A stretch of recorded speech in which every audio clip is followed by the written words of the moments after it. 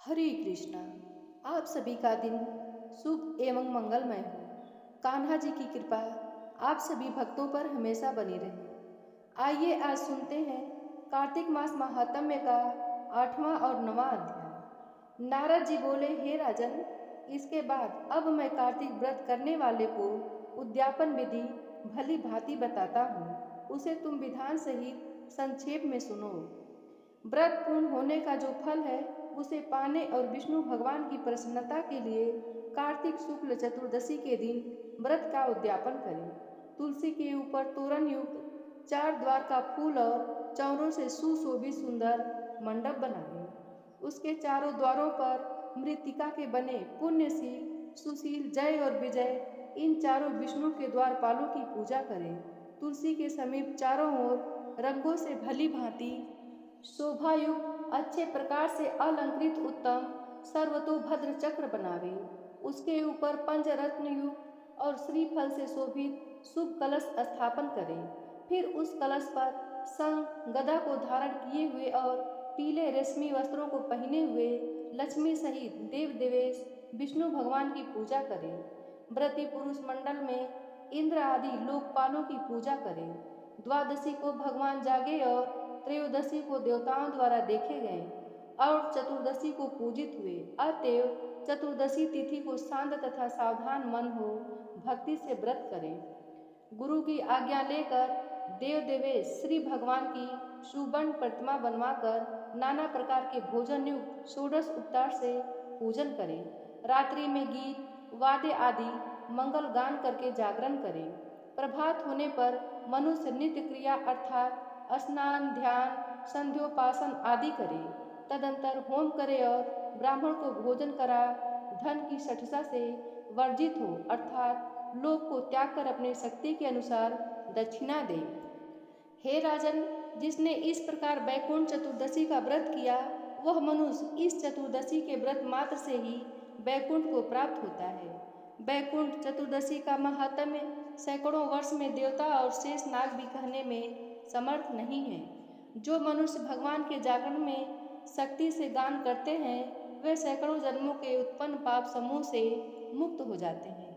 नारायण के आंगन में जो विष्णु के निमित्त गान और नृत्य आदि करता हुआ और कौतुक को दिखाता हुआ रात्रि में जो जागरण करता है और विष्णु के चरित्रों का पाठ करता हुआ वैष्णवों को प्रसन्न करता है उसको विष्णु भगवान शालोक्य मुक्ति देते हैं। जो मुख से बाजा बजाता है और स्वेच्छालाप अर्थात वृथा बकवास को त्याग देता है, इन भाव से प्राणी हरि का जागरण करता है, दिन दिन उसका पुण्य कोटि कोटि तीर्थ यात्रा के समान कहा गया है।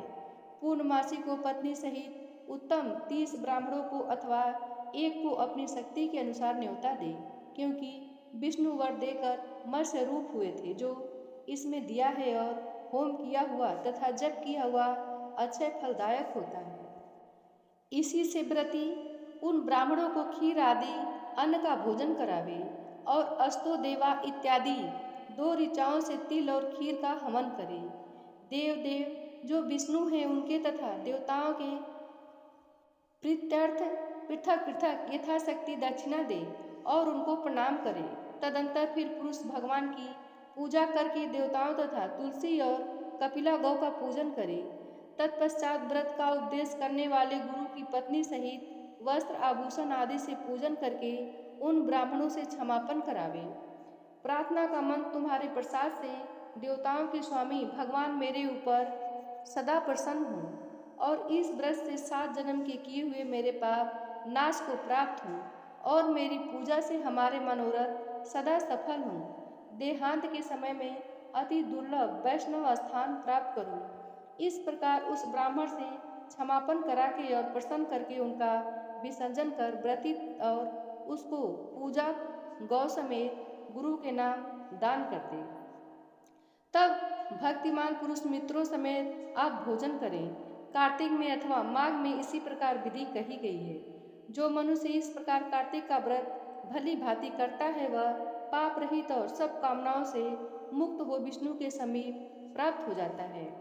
संपूर्ण व्रत और संपूर्ण तीर्थ एवं सब प्रकार के दानों से जो फल प्राप्त होता है उससे कोटि गुण फल इस व्रत के विधान से प्राप्त होता है।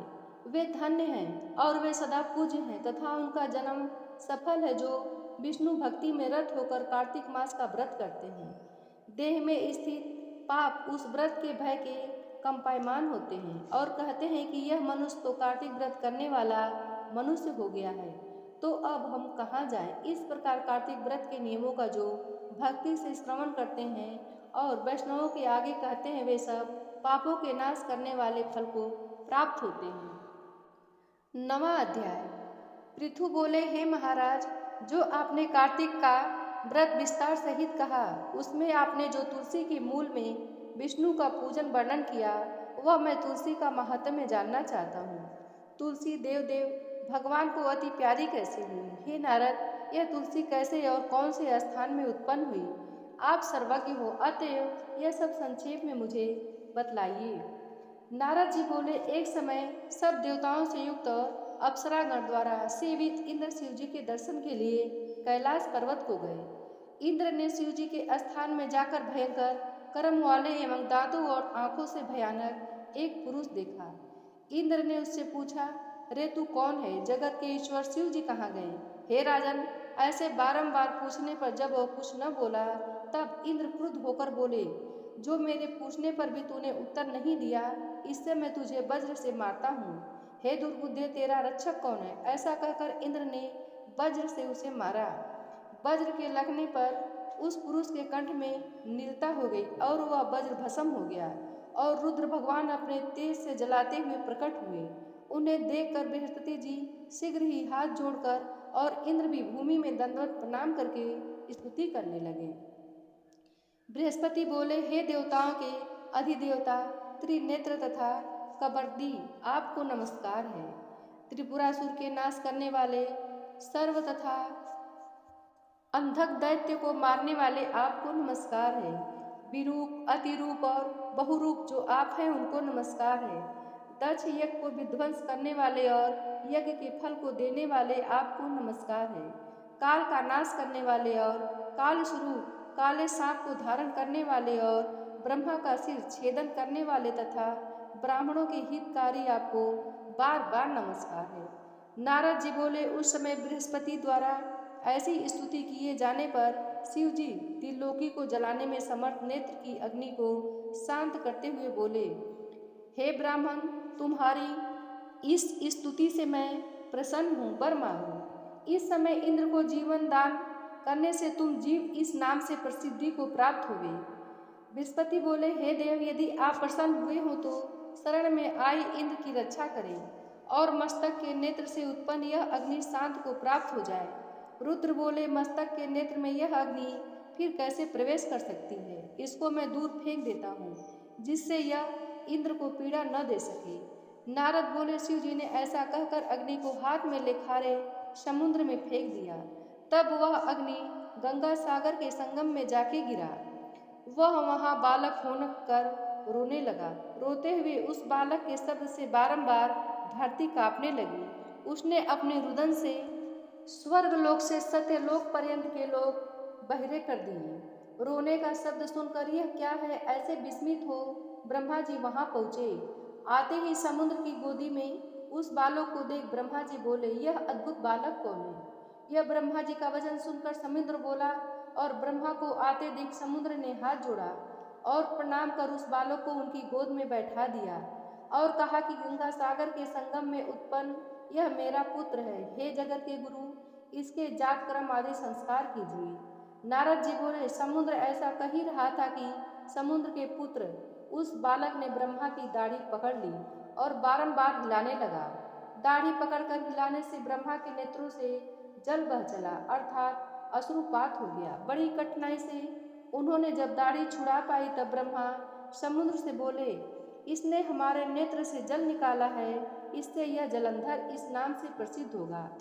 अभी भी यह तरुण और सब शास्त्रों से अर्थ का परगामी होगा और रुद्र के बिना सब जीवों से अबद्ध होगा और रुद्र के बिना इसे कोई न मार सकेगा। जहाँ से यह उत्पन्न हुआ है वहीं फिर लीन हो जाएगा। नारद जी बोले, ऐसा कहकर उन्होंने शुक्राचार्य को बुलाया और उसे राजगद्दी पर बिठाया। फिर समुद्र से आज्ञा लेकर ब्रह्मा जी अंतर्ध्यान हो गए। तदंतर उसको देखने से प्रसन्न नेत्र सागर ने उसकी स्त्री के लिए कालनेमी की सुता वृंदा की याचना की। इसके बाद कालनेमी आदि असुरों से प्रसन्न होकर उस पुत्री का दान किया। बलि जलंधर अति प्रीति करने वाली और वश में रहने वाली वृंदा को पाकर शुक्राचार्य की सहायता से पृथ्वी का पालन अर्थात राज्य करने लगा। इस प्रकार 9वां अध्याय समाप्त हुआ। श्री तुलसी महारानी करूं विनय सिर नाय, जो मम हो संकट बिकट दीजे मात न साय। नमो नमो तुलसी महारानी, महिमा अमित न जाय बखानी। दियो विष्णु तुमको सन्माना, जग में छायो सुयस महाना। विष्णु प्रिया जय जयति भवानी, तिहु लोक की हो सुख खानी। भगवत पूजा कर जो कोई, बिना तुम्हारे सफल न होई।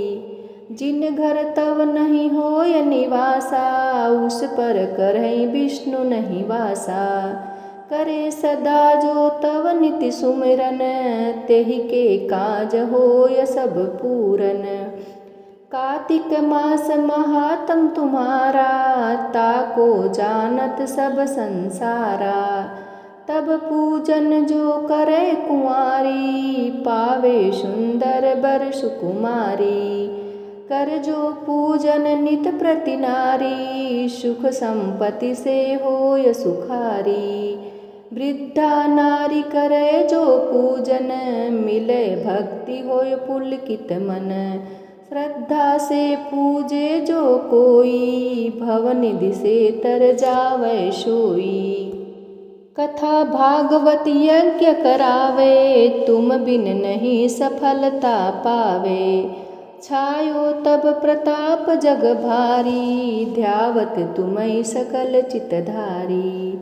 तुम्ही मात यंत्रन तंत्रन, सकल काज सिद्धि होवे क्षण में। औषधि रूप आप हो माता, सब जग में तब यश विख्याता। देव ऋषि मुनियो तपधारी, करत सदा तव जय जयकारी। वेद पुराणन तव यश गाया, महिमा अगम पार नहीं पाया। नमो नमो जय जय सुख कारणी, नमो नमो जय जय दुख निवारणी। नमो नमो सुख संपत्ति देनी, नमो नमो अग काटन छेनी। नमो नमो भक्तन दुख हरणी, नमो नमो दुष्टन मद छेनी। नमो नमो भव पार उतारणी, नमो नमो परलोक सुधारणी। नमो नमो निज भक्त उबारणी, नमो नमो जन काज समारणी। नमो नमो जय कुमति नसावनी, नमो नमो सुख उपजावनी। जयति जयति जय तुलसी माई, ध्याऊं तुमको शीस नवाई। निज जन जानि मोहि अपनाओ, बिगड़े कारज आप बनाओ। करु विनय मैं मात तुम्हारी, पूर्ण आशा करहु हमारी। शरण चरण कर जोरी मनाऊं, निस दिन तेरे ही गुण गाऊं। क्रतुमा यह अब पो पर दाया, निर्मल होय सकल मम काया। मंगु मात यह बर दीजे, सकल मनोरथ पूर्ण कीजे। जनु नहीं कुछ नेम चारा, क्षमहु मात अपराध हमारा। बरह मास करे जो पूजा, तासम जग में और न दूजा। प्रथम ही गंगा जल मंगवावे, फिर सुंदर स्नान करावे। चंदन अक्षत पुष्प चढ़ावे, धूप दीप नैवेद्य लगावे। करे आचमन गंगा जल से, ध्यान करे हृदय निर्मल से। पाठ करे फिर चालीसा की, स्तुति करे मात तुलसा की। यह विधि पूजा करे हमेशा, ताके तन नहीं रहे कलेसा। करे मास कार्तिक का साधन, सोवे नित पवित्र सिद्ध हुई जाई। है यह कथा महासुखदाई, पढ़े सुने सो भव तर जाई। तुलसी मैया तुम कल्याणी, तुम्हारी महिमा सब जग जानी। भावना तुझे माँ नित नित ध्यावे, गा गा कर माँ तुझे रिझावे। यह श्री तुलसी चालीसा, पाठ करे जो कोई। गोविंद सो फल पावहीं, जो मन इच्छा होय। जय तुलसी माता की, जय कृष्ण भगवान की। तुलसी महारानी नमो नमो, हरि की पटरानी नमो नमो। धन तुलसी पूर्ण तप कीनो, शालिग्राम बनी पटरानी। जाके पत्र मंजरी कोमल, श्रीपति कमल चरण लपटानी। तुलसी महारानी नमो नमो, हरि की पटरानी नमो नमो। धूप दीप नैवेद्य आरती, पुष्पन की वर्षा बरसानी। 56 भोग 36 व्यंजन, बिन तुलसी हरि एक न मानी। तुलसी महारानी नमो नमो, हरि की पटरानी नमो नमो। सभी सखी मैया तेरो यस गावे, भक्ति दान दीजे महारानी। नमो नमो तुलसी महारानी, तुलसी महारानी नमो नमो। तुलसी महारानी नमो नमो, हरि की पटरानी नमो नमो।